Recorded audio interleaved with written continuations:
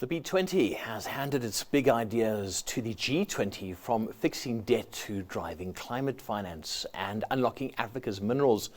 What does it all mean, though, for growth? I'm Ray White, and these are our key takeaways from the B20 handover. South Africa's G20 presidency is in full swing, and the B20 has handed over its roadmap. The priorities? Well, building resilience, easing debt, unlocking Africa's critical minerals, and financing a just energy transition. Daniel Mminele, board chair of Nedbank and the chairperson of the Energy Mix and a Just Transition Task Force, kicks us off with what this means in practice. Finance is about really mobilizing at scale affordable finance, so the right amounts at the right price on the right terms to power the energy transitions, because without finance we won't make progress with regard to the various projects that needs to be implemented. So very important, because if you just by way of illustration, emerging economies need about 1.6 trillion each year to 2030 for sustainable energy, and at the moment we're getting about 25% of it.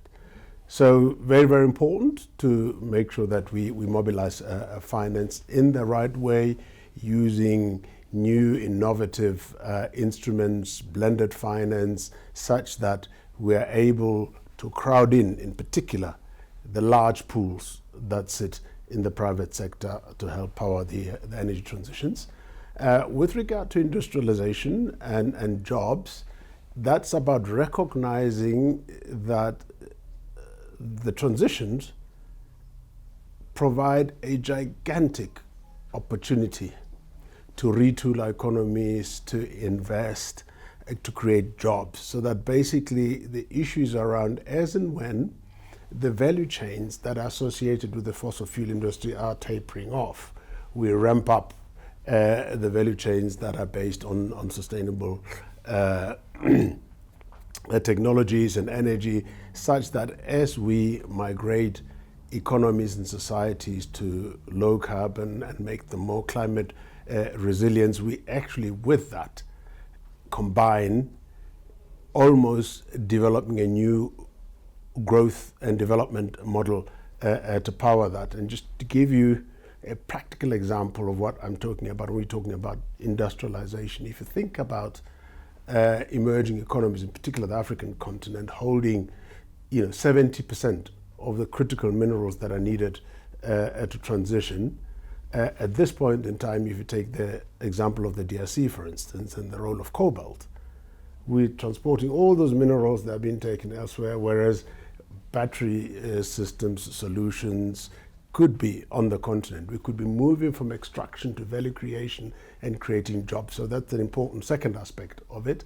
And the third one, which is around modernizing infrastructure, speaks to modernizing the grid, which is obviously the backbone for resilient energy infrastructure. There is something like 80 million kilometers of transmission lines that are needed by 2040. So those are the recommendations that we're making. We've been very careful to ensure that they're targeted, they're actionable, and with that we have also suggested a number of policy actions that will underpin that. What do you do, though, I want to go back 5 steps. In South Africa, you've got this massive coal deposit. You've got coal that can last us for a very long time, but we're going towards renewable. And you did talk about various economies they'd have to adjust. Communities would have to adjust. How do you convince people to do that? Because a lot of people don't like change. You see, that's a very important part of the work that we did in crafting these recommendations. We were very, very clear that there would obviously not be one size that would fit all. So you need to look at national context. You need to take into account country-specific circumstances, where the starting points are. You raised the point, the example of South Africa. That's a very interesting one. If you look at how we embarked or are starting to embark on this transition, we are an economy that is highly reliant on fossil fuels and the coal value chain. We started off with an energy crisis. we are starting off with a fiscal situation that is under strain. So it's very, very important that you take country-specific circumstances into account with regard to how quickly you transition, what your energy mix in the transition is going to be. But critically important is that in the process, we don't neglect the issue that we do need to change. It is imperative. We need to protect biodiversity. We need to make sure that we don't find ourselves in this bizarre situation where we think to create prosperity, we need to destroy life itself. How far are we with our just transition? Because we're B20, we've got partners, we will be with G20 very soon. How far are we? How much help do we need, or are we getting there? Well, what we're looking at here is a globally systemic challenge, which requires sort of global collaboration, which requires us crowding in international finance to help power our just transition. But in terms of where we are, as you know, we presented at the at the G20 meeting in Sharm el-Sheikh. We presented our Just Energy Transition Investment Plan, and that plan is now in the process of being implemented. Clearly, the way the world has shifted, the challenges that we've had with regard to growth, both domestically, internationally, would require adaptations as and when we implement that plan. But through the project management unit that sits in the presidency, work is underway to implement that plan. Cost of capital is a bit of a problem sometimes. Is the cost coming down? Do we have good partnerships with banks as well? But that's another key feature. As I mentioned, one of our key recommendations is raising finance at scale and at affordable prices. And the key issue of our current environment is that it is characterized by not only the very high cost, but also limited access to the capital. And that's one of the issues we need to solve because at the moment, the cost is prohibitive. And remember, that transition also comes into play at a time when particular African economies are already facing sovereign debt issues. Their debt service capacity is constrained.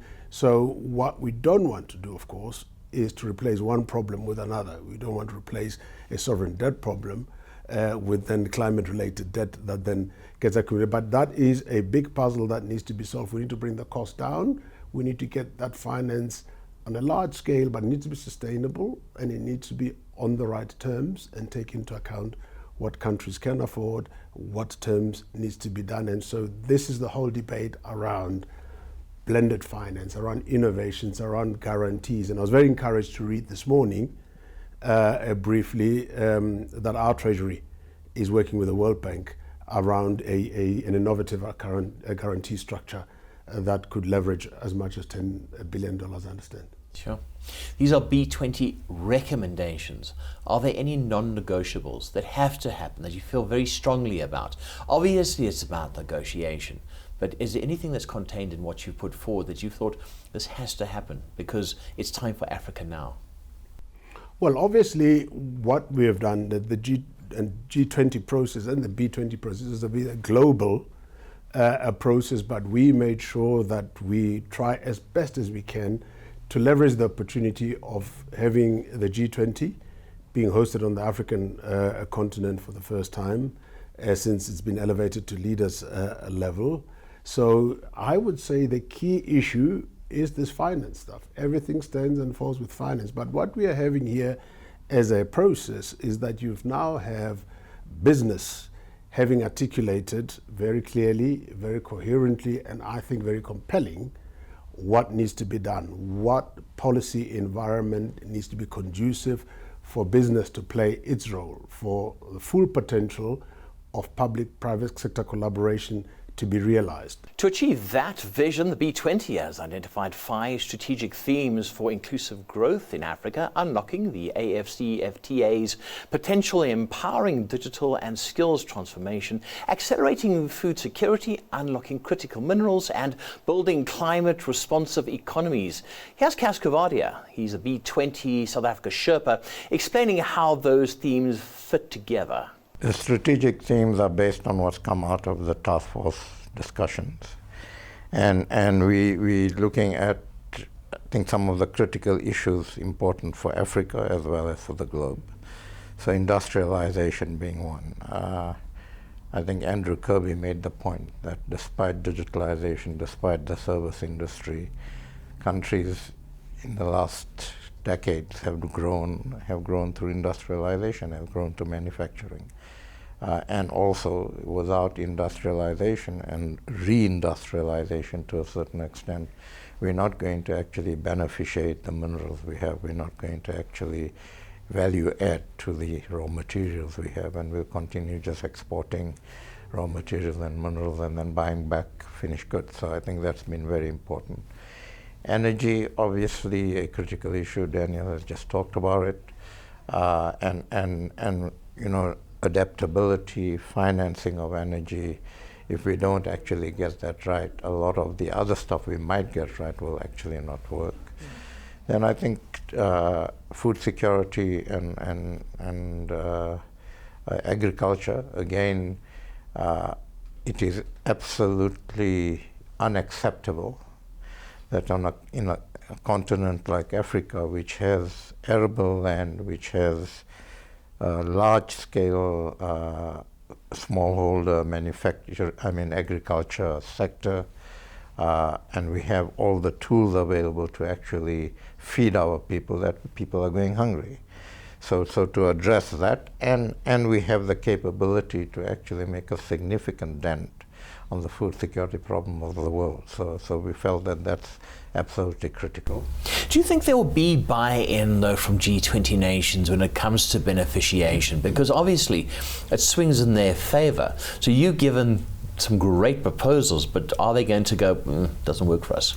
Yeah, so I think that the trick, and this is what we're going to be doing in the next 2 months, in advocating this with G20 nations, what we want to promote is, if we actually industrialize Africa and we beneficiate what they're doing, and through that process also ensure that our youthful population is educated, is skilled, through that process ensure that we have not just saying that everything needs to be produced on the continent, but that there needs to be a good balance between what we can produce and developing our ability to produce and raw materials that we export. That if we get the continent right, this is good for the globe. This is good for the G20 nations.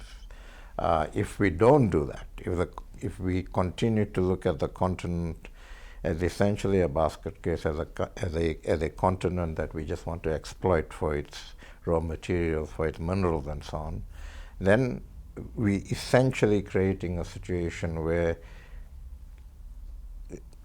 nations like the G20 nations will not be able to address a lot of the challenges that they have and a lot of problems that they have.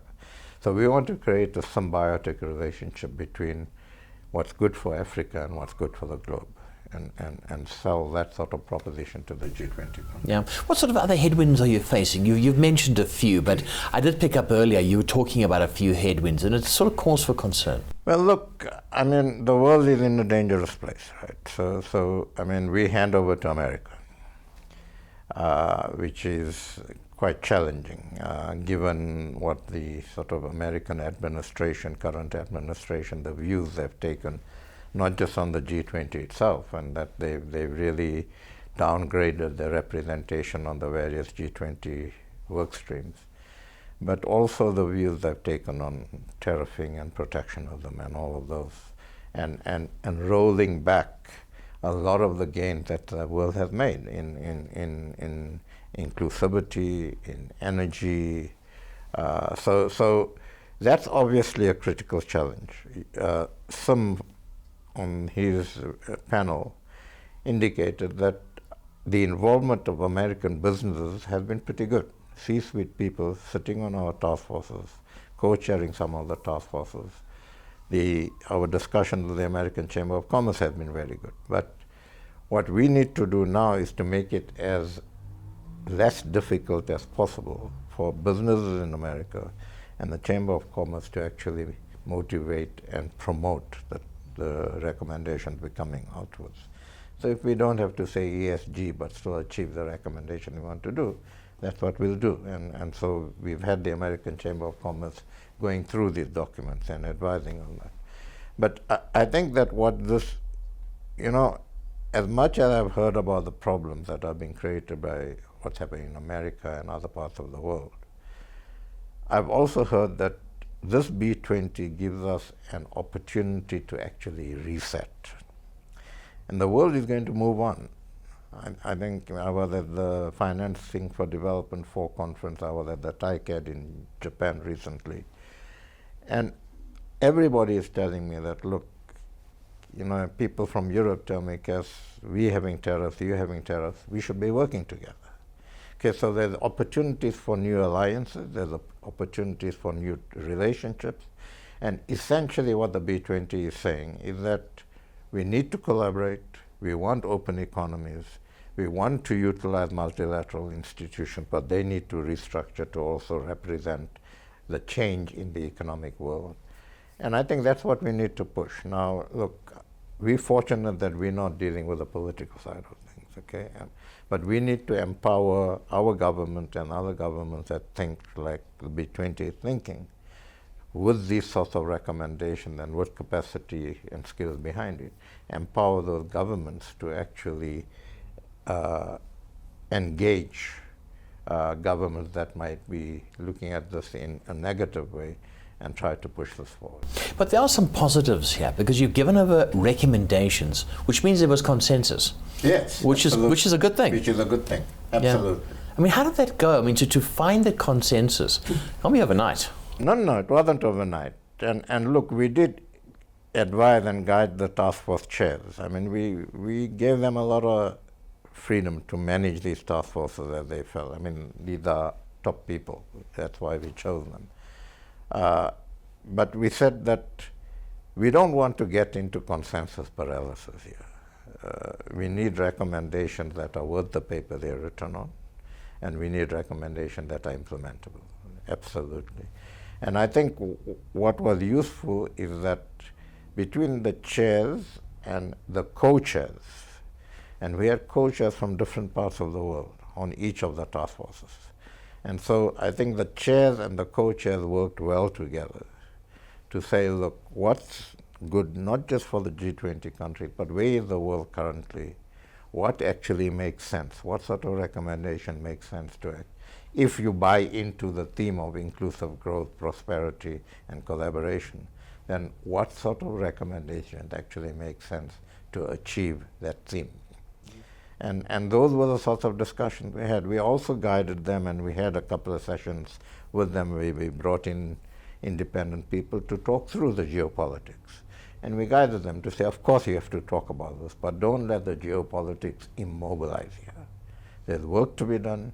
By and large, most of these countries agree on what needs to be done. Let's move forward on that basis. Is there also a difference between, like you say, geopolitics and business? Yeah. Because you look at the United States, they may have their tariffs, whatever else is going on with President Trump, but on the other hand, business continues. Absolutely. Absolutely. And business will continue.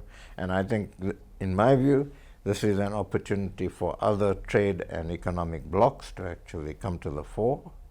But we need to start looking at doing business differently. We need to start having a different perspective to the world. And I think Futi said it's about humanity. And it's not just a soft thing that we're talking about. The bottom line, if we don't have inclusive growth and inclusive economy, they're not sustainable. And we're seeing that all over the world, not only in emerging nations. I mean, you look at a place like America, you look at a place like UK. Young people coming out of university, just getting to a job, can't even think about buying a house now, right? Things have just gone ridiculously expensive, leaving a whole lot of people behind. And if we don't actually address that, global economies are not sustainable. Coming up, the role of finance and infrastructure and why empowering SMEs, the real job creators, is key to Africa's growth story. Stay with us.